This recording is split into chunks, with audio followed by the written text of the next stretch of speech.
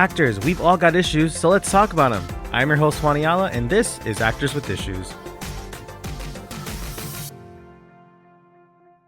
Hello, ladies, gents, and non-binary friends. Welcome to another episode of Actors with Issues, the podcast where we dive deep into the world of entertainment.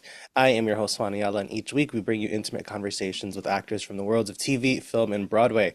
From sharing their career journeys to discussing challenges they have faced and conquered, our guests offer invaluable insights and advice for aspiring actors. Today's guest is an actress and writer who've seen over a dozen Lifetime projects, including several chapters of The Wrong franchise, One Life to Live, and over 100 other IMDb credits to her name. Please welcome Jessica Morris. Jessica, thank you so much for being here. Welcome. Well, thanks for having me. So Jessica, tell us a bit about sort of like life growing up and when you made that discovery that you wanted to become an actor. When were you sort of bitten by that acting bug?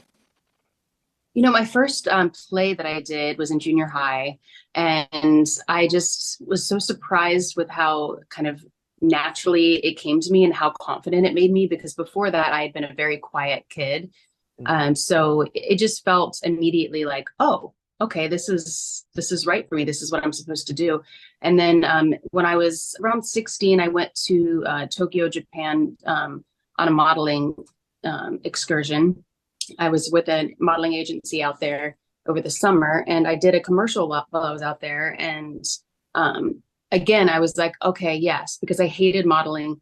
But when I was in the commercial acting, I'm like, yes, I'm having so much fun. Just felt in my element, and sometimes it's just when you do something and everything inside of you says, this is for me. So after that, I just decided after I graduated, I just packed up my car and drove out to LA and started my journey.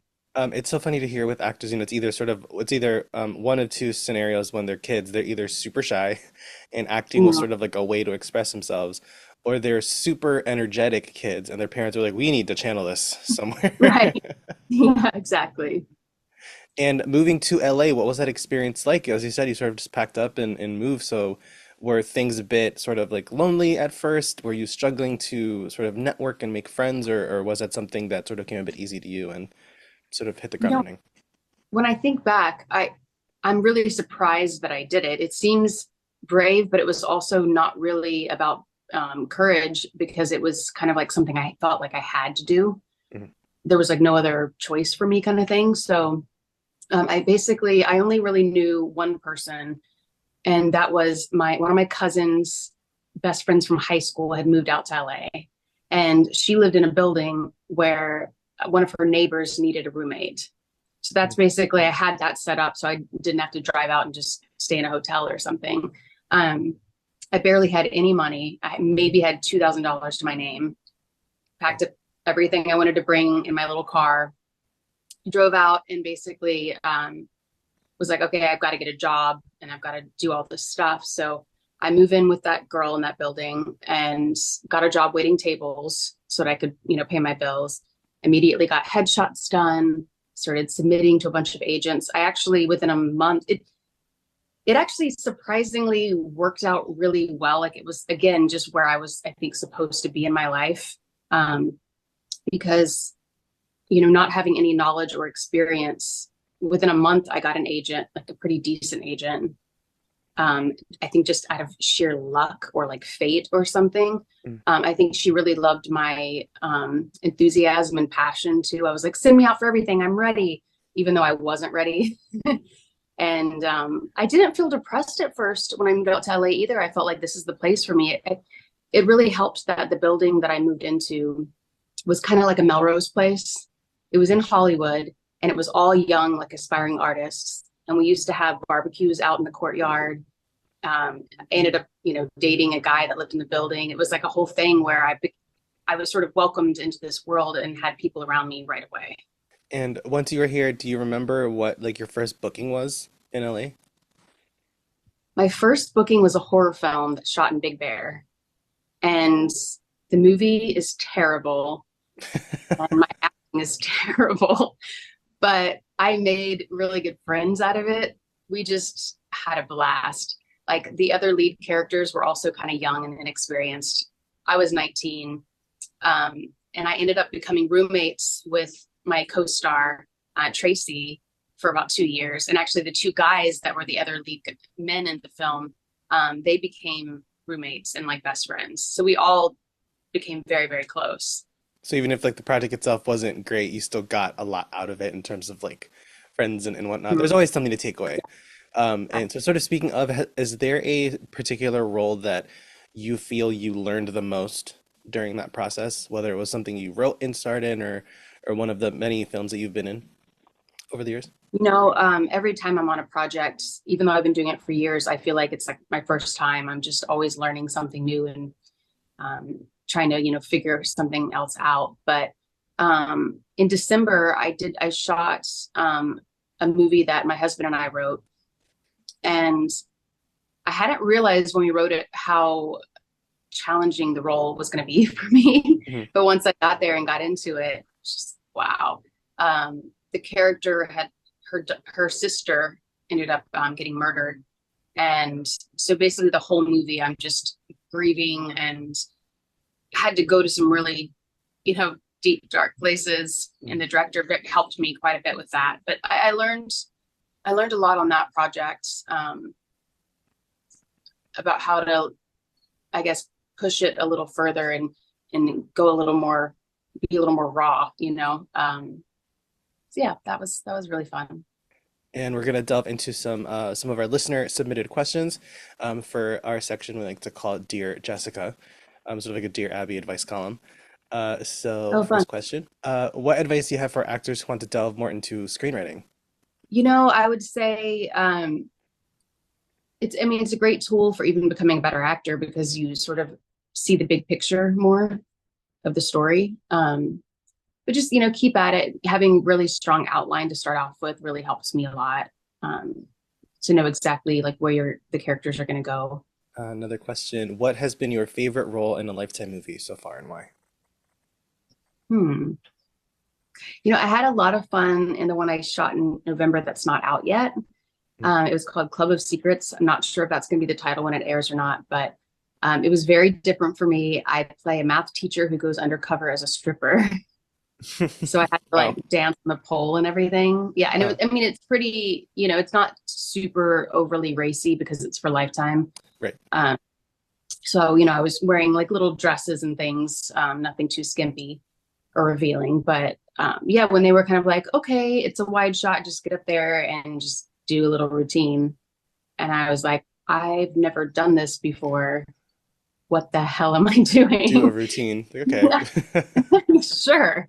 Yeah. As if every girl has just secretly been a stripper in their past and has, Right. all this experience. But I looked around at some of the background actors were actually worked in that club and were dancers.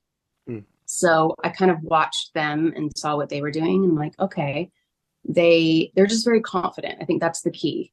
None of them, um, most of them weren't doing like acrobatics. Maybe one girl was doing that. And, they didn't all have like what I would consider a perfect body or anything like that. So I didn't have to feel insecure about that. I could Mm. just do my best. And as long as I just felt confident in myself. So that one was really interesting. I don't know when it's coming out, but I'm excited to see it because it's just something completely off from what I normally do. Mm. And what advice do you have for any actors who are looking for their first agent or manager out of school?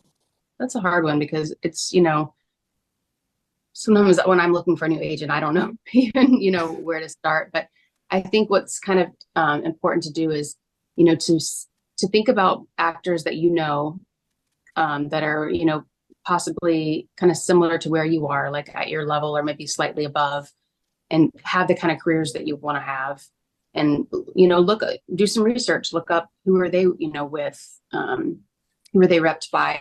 And then maybe that could be like a way for you to start, like have a goal of, certain agents that you would be interested in based on the career of their clients. And similarly, a lot of actors have asked, especially with sort of like actors who have been in the business for quite some time, such as yourself, how do you sort of navigate those slower periods? I know we just came off of the strike, and before that Mm-hmm. we had COVID. So like, how do you stay motivated? How do you stay creative during those long stretches of time that um, no one can really book? I mean, that's a great time to work on a script, that script you've been thinking about for a while and in your mind, you've got time on your hands. So that would be a great time to start that. There's other creative outlets that I have that help me, like cooking. I like baking, and or like going to like to paint pottery or things like that. You know, anything that makes you feel like you're creating something can make you feel a little bit better. I think having other ways to make money, or that's important as well, because if we're on strike or like the pandemic hit, you can't feel like you can't pay your bills because you're not working as an actor. So it's important to have other interests as well. And before we wrap up, we actually have sort of a new game that we haven't, I don't think we've actually played this one yet, called Resume Breakdown. So we're going to just sort of, in one word or in a few words, just sort of react to or describe this project that we found on your IMDb. Uh-oh. Uh, we'll start with Party of Five.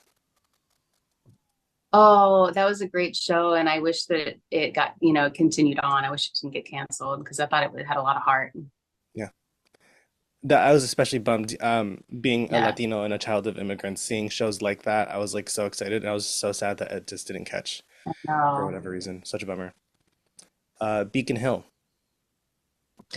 That was like a reunion because it was a lot of soap actors that I had worked with before. Hmm. So that was just like a fun reunion. Hmm. The Upshaws. Ooh, pit sweat. Because I don't do like sitcom comedy that often. Mm. So I was a little out of my element and I had the best time. And I'm like getting notes from Wanda Sykes, who I admire so much. And I was so nervous that I just was sweating profusely. I mean, I can't imagine sharing the stage with a legend like her. Like, come on. I know. Kudos to you, because that's a lot. I would freak out. It was terrifying. Secret Lives of Housewives. Oh, that one which we shot in Atlanta, and the director was amazing. Yeah, I had a lot of fun on that. The kid who played my son was really talented, and yeah, it was a wonderful experience. One Life to Live. I mean, I did that for almost 5 years, so it kind of was like my start. It's Mm. and my that character of Jennifer Rappaport sort of the lines got a little blurred between me and the character for sure after that many years. I used to dream as if I was her. I would dream the stuff she was going through. I would like dream about it. It was very bizarre. She became me. I became her. Twisted Little Lies. That one I also wrote with Melissa Archer. And so that was also, when you write something and then you star in it, every day is an incredibly humbling experience. When you're realizing maybe what you wrote doesn't exactly maybe work in that location, or when you just see the actors bring it to life, it's amazing, but it's also kind of nerve-wracking and just humbling. That's how I would describe it. And Break-In. Which one? Oh, Break-In. Break-In. Oh my gosh, night shoots. Whew. Oof. It was all night shoots. Yeah, like 5 p.m. to 5 a.m. type, Yeah. So Sundown to it's like, sunup. oh, you want me to be terrified and crying? I'm crying because I want to go to sleep. You said I might fall asleep while in field position. Just warning. Right, right. And we have our final game called It's Time for Life's Big Questions. So if you could have any superpower, which would you choose? I would choose to take people's pain away, just Oh, whether it's physical or emotional. I would love to just magically put my hands on someone and it's just yeah. gone. Oh, that's beautiful. Everyone's like, teleport. That's such a sweet answer. Oh, thank you. Self-tape or in-person audition? Oh, self-tape, 100%. I don't ever want I to have to travel to Manhattan for a two-line co-star ever again. Oh, the traveling, you're walking through the studios in the middle of summer. By the time I get there, my hair is frizzed out. I know my makeup's melted down my face. Yeah, and the whole shyness thing is still in me. So when I walk into a Mm, room of people I just met, um, I used to get so frazzled and I didn't do my best work. Now I get to actually just show them my best take, yeah. which is important. What movie never fails to make you laugh? Hmm. Laugh. Dumb and Dumber. Oh, someone just said that the other day. Good Really? answer. Yeah. And what Yeah. movie never fails to make you cry? Oh, what movie makes me cry? Legends of the Fall. Oh, okay. Classic. Yeah. What TV show or film do you feel is very underrated right now? Which TV show? Mhm. Um, Ginny and Georgia, I started watching and I really Yeah. liked that a lot. It's just has a lot of heart and humor. Mm. And yeah, I never even heard about it. So I know it might be underrated because I had no clue about it until a friend just personally recommended it. Mm. What is your favorite performance you've seen live? I don't see a lot of live performances, but I went and I haven't been to a lot of concerts either. But my first concert I ever went to was U2, and they actually are really good performers, and it was just an incredible experience. It was in Florida, and it just being my first time, it felt so like big and magical, and that was great. What special skill on your resume would people be most surprised to learn about? What special skill? I guess the tap dancing. Oh, that's cool. Yeah, I grew up tap dancing, and I'm pretty good at it. Mhm. And lastly, in 10 words or less, what advice would you give to a young actor?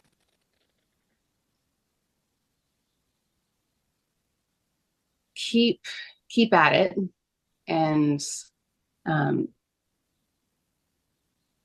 be true to yourself. Awesome. Well, Jessica, thank you so much for taking the time to chat with us today. Really appreciate it.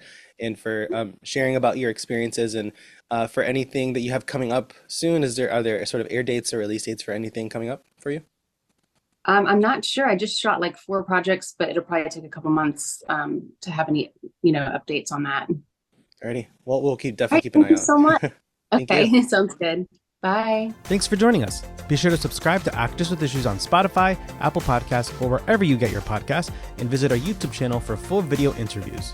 Actors with Issues is executive produced and hosted by Juani Ala. See you next time.